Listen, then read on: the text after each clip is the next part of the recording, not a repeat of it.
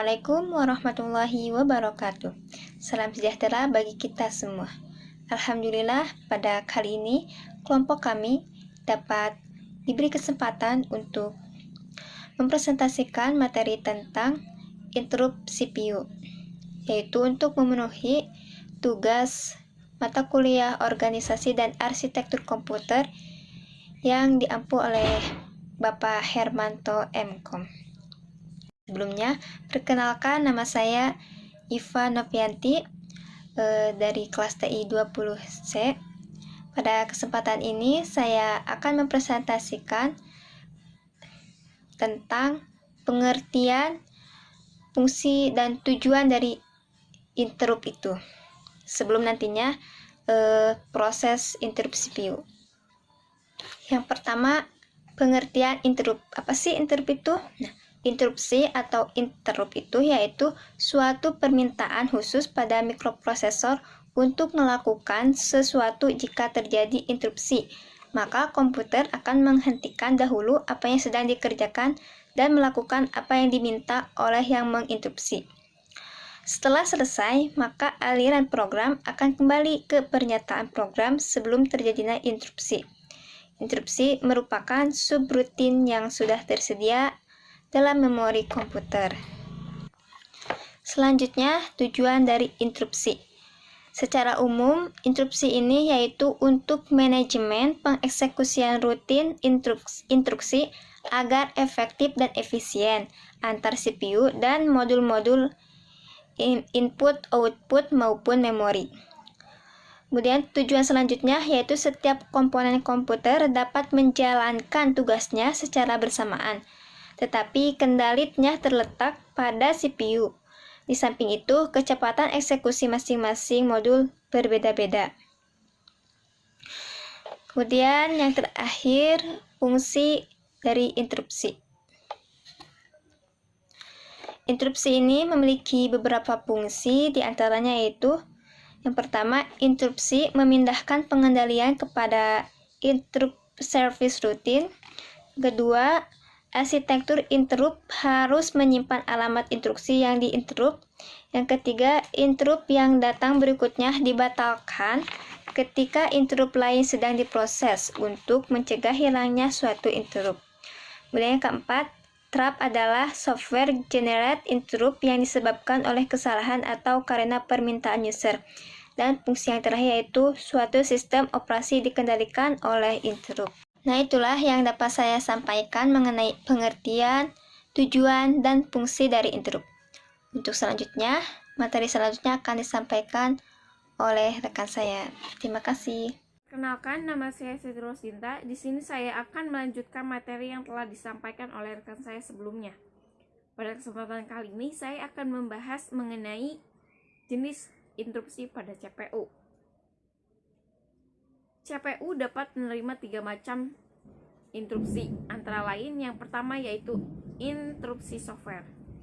Interupsi software terdiri dari 26 dan diberi nomor 00H hingga FFH. Alamat awal masing-masing program pelayanan terdiri dari 4 byte, di mana 2 byte untuk kode segmen dan 2 byte untuk instruction pointer. Dalam pemrograman assembler, kita dapat melakukan interupsi secara software dengan perintah int yang dapat dilihat dalam tabel interupsi. Interupsi software dalam PC terbagi menjadi 2, yaitu interupsi BIOS dan interupsi DOS. Interupsi BIOS atau Basic Input Output System yaitu diwujudkan dalam bentuk interupsi software yang berjumlah 32 dan akses pelayanannya tinggal memerintahkan dengan instruksi int-nh asal parameternya diwajibkan terpenuhi dahulu. int-nh terdiri dari 00h sampai 1fh yang disusun secara berurutan dan diberi service number tersendiri. Interupsi DOS atau Disk Operating System merupakan interupsi dari software sistem operasi yang terdiri dari int20h untuk kembali DOS dan int21h untuk operasi input atau output. Adapun program yang melayani suatu interupsi dinamakan interupsi handler. Yang kedua yaitu non-maskable interrupts, di mana interupsi ini mutlak tidak dapat dicegah karena berasal dari sistem board atau IC. Yang ketiga yaitu maskable interruption, berasal dari hardware melalui pin INTR yang dapat ditutup atau dicegah dengan interupsi CLI yang berasal dari interupsi perangkat lunak. Mungkin hanya itu yang dapat saya sampaikan. Materi selanjutnya akan disampaikan oleh rekan saya. Terima kasih. Perkenalkan, nama saya Muhammad Rifki Jalwahid. Di sini saya akan melanjutkan presentasi dari rekan saya Siti Nursinta. Proses interupsi. Interupsi menyediakan cara otomatis menyimpan isi register lokal dan menjalankan kode khusus sebagai respon terhadap suatu kejadian.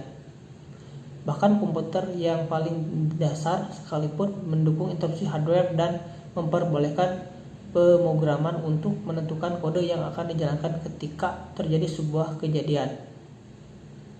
Ketika sebuah interupsi diterima, hardware komputer secara otomatis menunda program apapun yang sedang dijalankan, menyimpan statusnya, dan menjalankan kode komputer yang berhubungan dengan interupsi yang terjadi sebelumnya.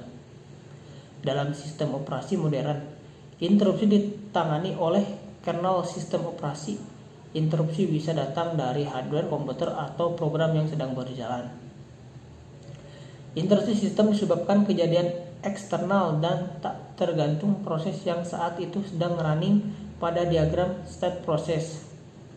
Pada kejadian interupsi, kendali lebih dulu ditransfer ke interrupt handler yang melakukan penyimpanan data-data, kemudian beralih ke rutin sistem operasi yang berkaitan dengan tipe interupsi itu.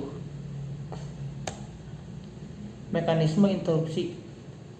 Saat suatu modul telah selesai menjalankan tugasnya dan siap menerima tugas berikutnya, maka modul ini akan mengirimkan permintaan interupsi ke prosesor. Prosesor akan menghentikan eksekusi yang dijalankannya untuk menghandle rutin interupsi. Setelah program interupsi selesai, maka prosesor akan melanjutkan eksekusi programnya kembali. Saat sinyal interupsi diterima prosesor, ada dua kemungkinan tindakan, yaitu interupsi diterima atau ditangguhkan dan interupsi ditolak. Selanjutnya akan dilanjutkan oleh rekan saya Muhammad Ardi Septian. Saya Muhammad Ardi Septian. Di sini saya akan menjelaskan tentang penanganan interupsi. Ada beberapa tahapan dalam penanganan interupsi, diantaranya controller mengirimkan sinyal interupsi melalui interrupt request line. Lalu sinyal dideteksi oleh prosesor. Prosesor akan terlebih dahulu menyimpan informasi tentang keadaan state-nya, informasi tentang proses yang sedang dikerjakan. Prosesor mengidentifikasi penyebab interupsi dan mengakses tabel vektor interupsi untuk menentukan interrupt handler. Lalu transfer kontrol ke interrupt handler. Setelah interupsi berhasil diatasi, prosesor akan kembali ke keadaan seperti sebelumnya terjadi interupsi dan melanjutkan pekerjaan yang tadi sempat tertunda. Interupsi ditangguhkan. Prosesor menangguhkan eksekusi program yang dijalankannya, menyimpan konteksnya. Tindakan ini adalah menyimpan alamat interupsi berikutnya yang akan dieksekusi dan data lain yang relevan. Prosesor menyetel program kontrol ke alamat rutin interrupt handler. Mohon maaf apabila banyak kekurangan di kelompok kami. Saya tutup. Wassalamualaikum warahmatullahi wabarakatuh.